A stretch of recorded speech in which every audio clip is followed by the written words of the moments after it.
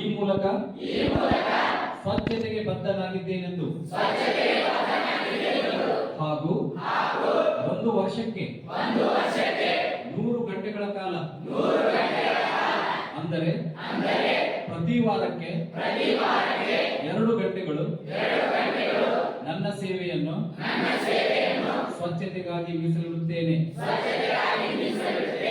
ನಾನು ಎಲ್ಲಿಯೂ ಉಗುಳುವುದಿಲ್ಲ, ಉಗುಳಲು ಬಿಡುವುದಿಲ್ಲ.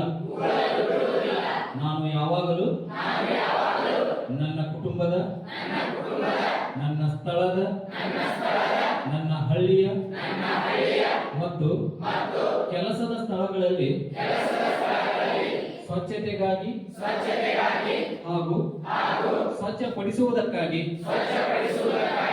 ಮುಂದಾಳು ವಹಿಸುತ್ತೇನೆ. ಇತರ ದೇಶಗಳು ಸ್ವಚ್ಛವಾಗಿವೆ ಎಂದು ನಂಬಿದ್ದೇನೆ. ಆದ್ದರಿಂದ ನಾನು ನಮ್ಮ ದೇಶವು ಸ್ವಚ್ಛತೆ ಇರಲು ಸದಾಕಾಲ ಶ್ರಮಿಸುತ್ತೇನೆ. ಇದರೊಂದಿಗೆ ನಾನು ಸ್ವಚ್ಛ ಭಾರತ ಮಿಷನ್ದ ಈ ಸಂದೇಶವನ್ನು ಎಲ್ಲ ಹಳ್ಳಿಗಳಿಗೆ, ಪಟ್ಟಣಗಳಿಗೆ ಮುಟ್ಟಿಸಲು ಪ್ರಾಮಾಣಿಕವಾಗಿ ಪ್ರಯತ್ನಿಸುತ್ತೇನೆ ಹಾಗೂ 100 ಜನರಿಗೆ ಈ ಪ್ರಮಾಣ ವಚನ ತೆಗೆದುಕೊಳ್ಳಲು